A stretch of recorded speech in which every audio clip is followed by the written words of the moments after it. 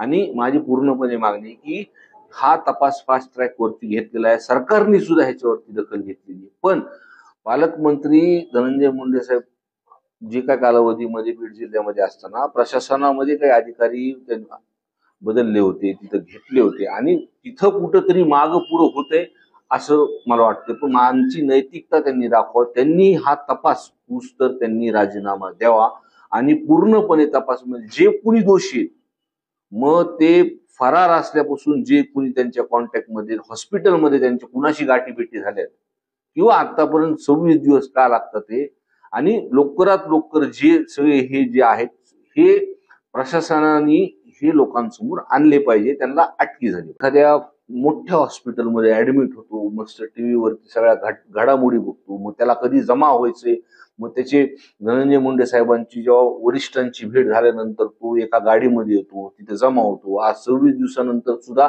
बाकीचे आरोपी वेळेप्रमाणे त्यांच्या जमा होतात. काही वेळ दिला जातो ह्यांना काहीतरी पुरावे नष्ट करायला. माझी एक तर हे सर्व गोष्टीमध्ये मागणी मी पहिल्यापासून ठाम आहे.